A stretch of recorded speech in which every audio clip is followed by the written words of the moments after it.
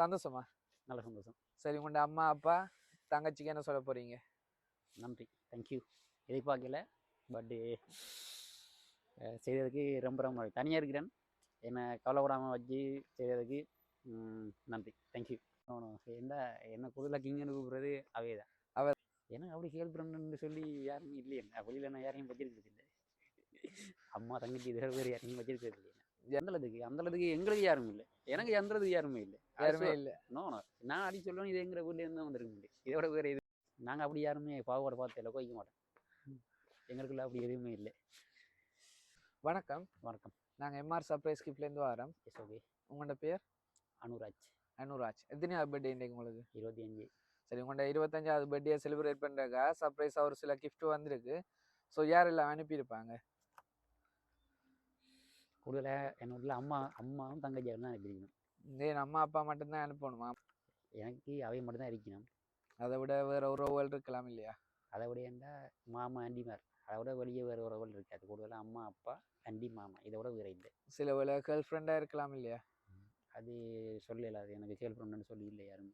சில வேளை இந்த பர்த்டேல உங்களோட இணையம் ஒன்று கூட எதிர்பார்த்துருக்கலாம். சரி, எதுக்கும் முதலாவது கிஃப்டை பார்ப்போம். ஹாப்பி பர்த்டேன்னு சொல்லிக்கொண்டு பலூன் ஒன்று வந்திருக்குது. Okay, thank you.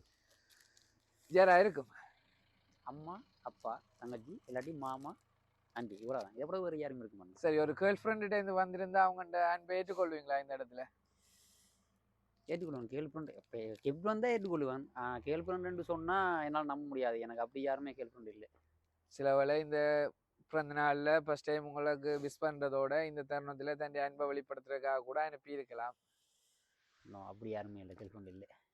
சரி, உங்களுக்காக வந்திருக்க அடுத்த கிஃப்டையும் பார்ப்போம். Yes, okay.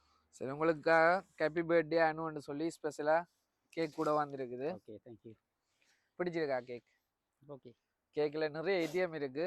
கேக்கை பார்த்தோன்னே ஒரு டவுட்டாக இருக்குது, கேர்ள் ஃப்ரெண்ட் தான் அனுப்பியிருப்பாங்கன்னு சொல்லி. ஸோ என்ன செய்ய போகிறீங்க? என்ன பொறுத்தவரை இந்த முடிவு அம்மாவும் அப்பா இல்லாட்டி மாமா ஆண்டி அக்கா, இதை விட வேறு யாரும் எனக்கு அனுப்புறதுக்கு இல்லை. சரி, உங்களோட ஃப்ரெண்ட்ஸ் அனுப்பியிருந்தா யாராக இருக்கலாம்? ஃப்ரெண்ட்ஸா? ஃப்ரெண்ட்ஸ்னு சொல்லி எனக்கு இது வரைக்கும் யாரும் இல்லை. நான் ஃப்ரெண்ட்ஸை யாரும் ஏற்றுக்கொள்றதும் இல்லை. ஊரில் படித்தாக்கள், ஊரில் பழகினாக்கள் அப்படி யாருமே இல்லை. யாருமே இல்லையா? நாங்கள் கூடுதலாக நினைக்கிறோம் ஒரு கேள்விட்ட தான் வந்திருக்குது.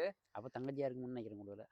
ஆனால் அவங்ககிட்ட இல்லையே. உங்களோட எதிர்கால வாழ்க்கையில் இணையணும்னு சொல்லி ஒரு ஆள் தான் எதிர்பார்த்து அனுப்பியிருக்கிறாங்க. சில வேளை உங்களோட லைஃப்லேருந்து விடுபட்டு போன ஆளாக கூட இருக்கலாம். இன்னும் அந்த அளவுக்கு இருக்காது. நான் யாரையுமே அந்த அளவுக்கு துரோகம் செய்யறதில்லை யாருக்கும். சரி, ரொம்ப யோசிக்கிறீங்க, ரொம்ப டென்ஷன் ஆகிறமாக இருக்குது. நான் நார்மல் தான் எப்பயுமே. சரி, உங்களுக்காக வந்துடுங்க அடுத்த கிஃப்டை பார்ப்போம். சரி, தங்கச்சின்னு சொல்றீங்க, ஆனா கேக்ல வந்து இவ்வளவு இதயம் வந்திருக்கு. ஸோ என்னத்துக்காக தங்கச்சியையும் அம்மா அப்பாவையும் சொல்றீங்க? அண்ணனுக்கும் தங்கச்சிக்கும் அன்பு இருக்குன்னு தானே, இதோட வேறு என்ன அப்படின்னு சொல்றீங்களா? அன்புக்கு வந்து உறவு முறை இல்லைன்னு சொல்றீங்க அப்படியே? சரி, உங்களுக்காக வந்துருக்க அடுத்த கிஃப்டை பார்ப்போம்.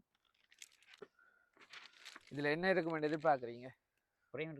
நம்மளா ஃபோட்டோ ஃப்ரேம்ன்றது எல்லாருக்குமே தெரியும். சில வேளை நீங்க முந்தின காலத்துல சம்பந்தப்பட்ட லேடியோட எடுத்த போட்டோஸ் எதுவுமே இந்த ஃப்ரேம்ல வந்திருக்கும் இல்லையா? அந்த அளவுக்கு யாருமே வந்திருக்கான்னு தான் நினைக்கிறேன் முதல்ல. இல்லாட்டா எதிர்காலத்துல உங்களோட இணையணும் வந்து விரும்புகிற ஆக்கள் யாரும் உங்களோட ஃபோட்டோட ஜாயின் பண்ணி தங்கள்ட ஃபோட்டோ அனுப்பியிருக்கலாம் இல்லையா? அப்படியும் வந்திருக்காது. அப்படியும் இல்லை, எந்த ஃபோட்டோ தான் இருக்கு. நான் 100 தான் நம்புறேன். சரி, ஓப்பன் பண்ணி பாருங்க, உங்களோட நம்பிக்கை சரியா இருக்கான்னு சொல்லி பார்ப்போம்.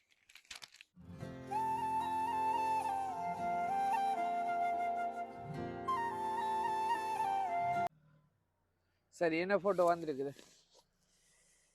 என் ஃபோட்டோ வந்திருக்கு. சரி, அதில் ஹாப்பி பர்த்டே அவ கிங் அண்ட் அடிச்சிருக்கேண்ணே. எஸ்.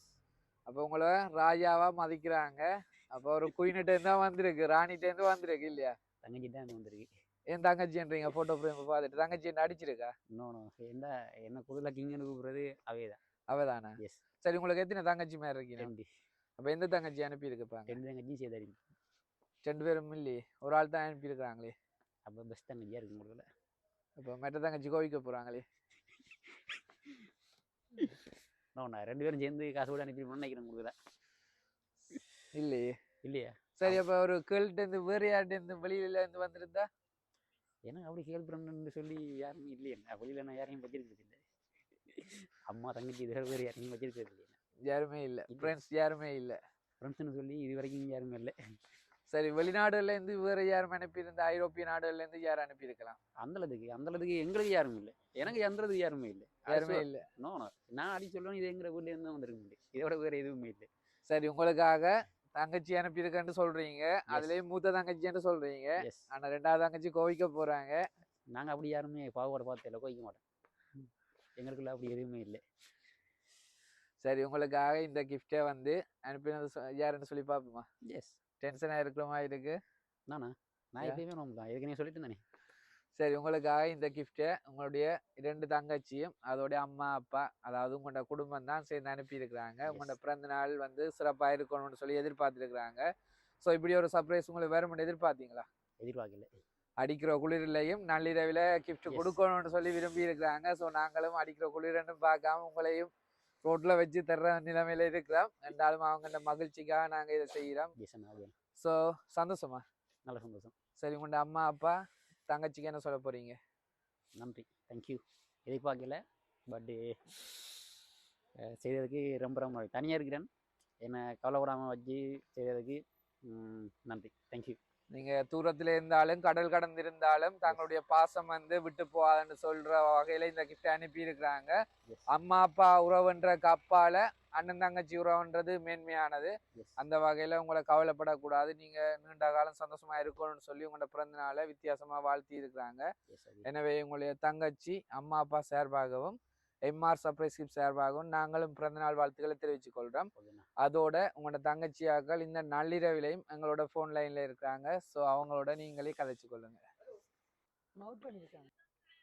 ஓ நல்ல சந்தோஷம்.